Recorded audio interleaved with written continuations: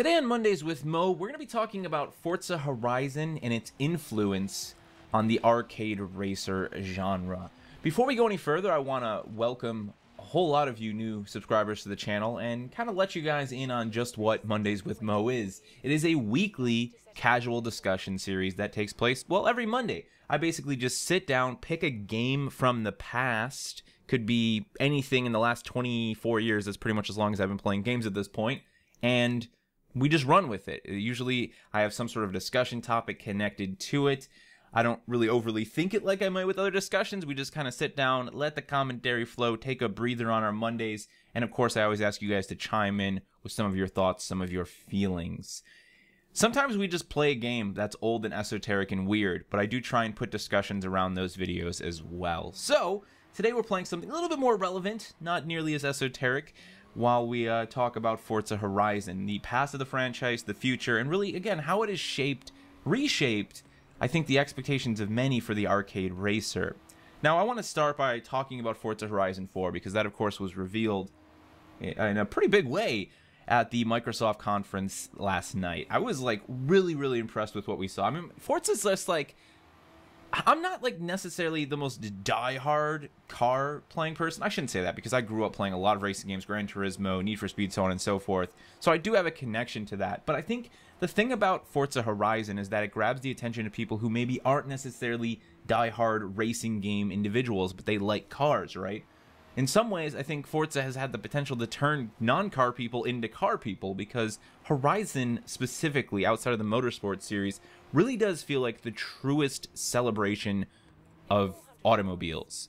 Like, it's just got that social aspect to it, the freedom that the player has to customize their vehicles, taken from the Forza Motorsports franchise. It just is a very special experience to me, and I think to many others. Really, when we talk about definitive games in the history of gaming, I think Forza Horizon and Playground are going to be, like, top of that list for driving stuff. They just, again, they completely reshaped it. It's why I think a game like The Crew, as cool as I think the idea of The Crew is, you know, everything they're trying to do with The Crew 2, it's just never going to match the expectations of people who have already played something like Horizon. In terms of arcade racers, Horizon really has reset that bar. But let's get back to Forza Horizon 4 before we dive any deeper into that. So 4 is taking us to Great Britain. It appears to be the biggest map they've ever made, bigger than 3, but I think the more important thing here is the introduction of seasonal cycles. So they're actually doing full seasons inside of Forza Horizon. Now, they didn't really talk about how these seasons transition and when they transition. I honestly would be okay with them being, like, matching the real-world seasons of Great Britain, but I don't know if they're going to do that. I imagine maybe it'll be more of a monthly transitional thing where every month we get to deal with a new season. Either way, it's the idea of seasons acting as large-scale, world-changing events. So you're going to hop onto Forza 1 month and be racing in the summer, and then another month get really excited because now it's winter. It's snowing out. The lakes have frozen over. They're covered in ice. You can now drive across them. And then before you know it, spring, you know, fall, whatever comes back around, and there's leaves everywhere. The trees have changed. The landscape looks completely different. You've got mud from all of the rain, and the off-road sections of the environment are now completely different. Like, that's huge, man. You want to talk about adding replayability to your experience, giving people something to look forward to. You've done that on a pretty grand scale, and again, you've still got dynamic weather implemented into that. So sometimes you'll have blizzards, sometimes you'll have rain, you know, sunshine, regardless of the season. The game world is just constantly going to be changing and evolving, and that's going to directly affect your driving experience. That's huge. You know, that takes the idea of, like, oh, it was really cool to have summertime, you know, out there in Forza Horizon 3 in the deserts and the beaches and stuff, but man, it would be cool to deal with some snow. And then they had to add that through a DLC, right? They're like, okay, well, we'll release Blizzard Mountain and we'll do a DLC that's winter. You don't have to anymore. You just flip the switch on the seasons, and now they can worry about expanding the actual map if they wanted to with future DLC, introducing new events and saying, let's take, you know, people to a different location. It's going to be huge. I'm really stoked for that. And not to mention, they're integrating the world in a way that people, like, kind of instance in and out, and they actually exist on the map together. That's like the new Forza Horizon world. So you can meet up with someone who's maybe running a, you know, a Sylvia, and just recognize, man, that guy's drifting. I want to go drift, you know, whatever, I'm going to break out my FRS and go meet up with them, and then you chase them down and you flip the little indicator thing for the chat and you say, want to drift, and you start a drift train with a random person. That's honestly one of those big things that I think a lot of games are doing as of late that really impresses me. As someone who is just as wary as the next person about playing with randoms on the internet and the concerns with griefing, a lot of these games that do have griefing and stuff like that, I think also deliver a pretty large amount of situations where good stuff happens with random people. I've had amazing experiences with Sea of Thieves, with my crew, with random crews, specifically just hunting the Meg recently. You know, there's been just a lot of that actually in games that has really impressed me, and I think this is a great chance for that to happen. Even just the social spaces in Destiny, you know, or getting together with random people out in the world in Destiny, everybody just dancing and then completing a, you know, completing a random event together, like, there's good stuff there. It really does showcase how people can connect with in-gaming beyond the griefing stuff. So let's get back to that concept of Forza really changing the arcade racer. I think in general, arcade racers have essentially died out. They're not really what they once were. I mean, we used to see arcade racers like every other month. Someone would release one. And I'm not talking about battle racers. Well, that could be like a subgenre within the arcade racer. I'm talking about games like Project Gotham Racing. You know, The Crew is a good example of a Need for Speed back in the day's example of one. Games that aren't really ever concerned with building realistic driving engines and physics, but are instead concerned with crafting a very specific game feel for the driving experience, and then filling that game feel with additional things to make that world feel alive or bigger or more interesting. Project Gotham Racing was born on the concept of kudos, like driving with skill. And as the game got tighter and the controls got better as we pushed into the Xbox 360 era, they kind of just honed that into more of a arcade driving experience that just felt real. It felt like it was going for that sim type vibe, even though the actual physics were very arcade. And then that franchise kind of turned into a bunch of crazy stuff with weather effects, and I didn't really stick with it past that point. Need for Speed, of course, saw a lot of evolutions as well. Just really focused on the arcade for the most part. The most recent games we've gotten have tried to go over the top with like cinematic elements, but again, focusing on a very specific type of game feel. Then along came Forza Horizon.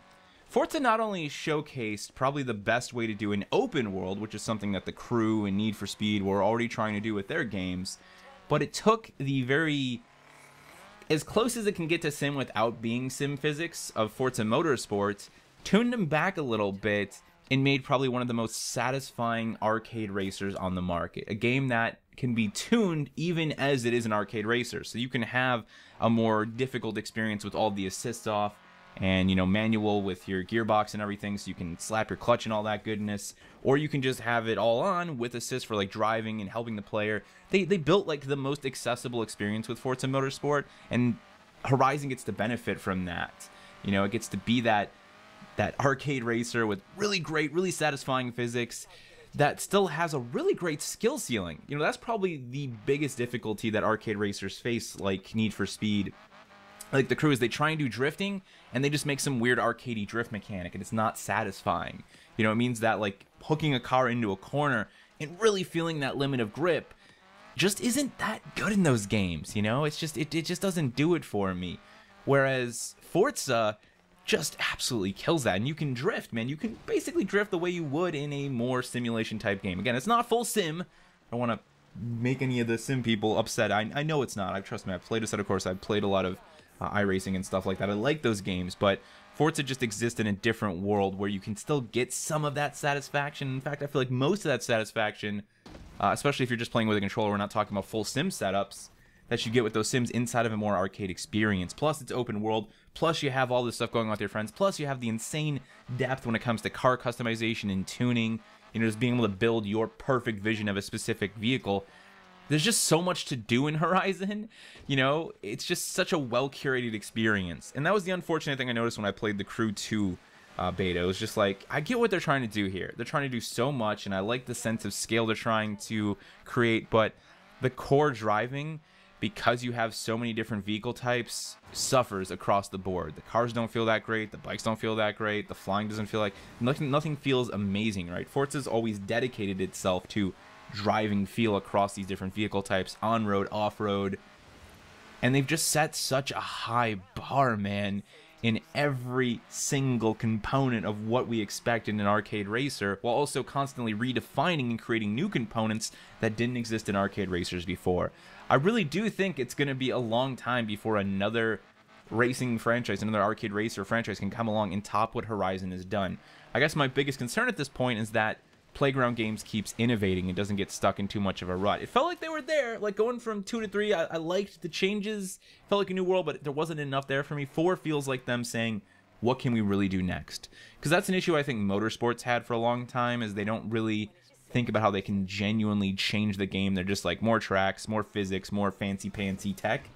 Whereas this looks like they're doing tech, but they're also, again, focusing on the things that make Horizon special and trying to expand upon those things. I'm really stoked for it. It's not long away, and the idea of just getting online with my friends again and drifting in all 4 seasons, you know, switching to like rally because it's winter and focusing more on that. Like, driving styles are going to change. You know, your preference for what kind of a car you drive is going to be completely different from fall to winter, from summer to winter. You know, I like that. I like how that's going to encourage us to experience different driving styles in different vehicles. You know, turn your WRX that was set up for whatever, maybe just like casual driving with your friends bumping around in the summer, to like a full-on rally build for the winter stuff. Like, yeah, good stuff happening there. And honestly, as much as I'm like, yeah, you know, the arcade racer's dead, it is, but it lives on through Forza Horizon. It's like, I don't think anyone else is doing anything at their level. So while people aren't necessarily buying arcade racers in droves, they're buying Forza Horizon in droves. And I guess that's a good thing for Playground Games, and a good thing for the future of the franchise. If you're a Forza fanatic, if you love Horizon, you know, what do you love about the game the most? What made Horizon stand out to you in a sea of other arcade racers that are coming out recently, that have come out in the past? You know, if you grew up playing arcade racers, what is it about Horizon that just sets that bar for you? Maybe you don't enjoy it, and if that's the case, why don't you enjoy it? Let me know down in the comment section below. Thank you guys so much for watching, and I'll see you in the next one. You have been brought here for a purpose, the most important task of your lives.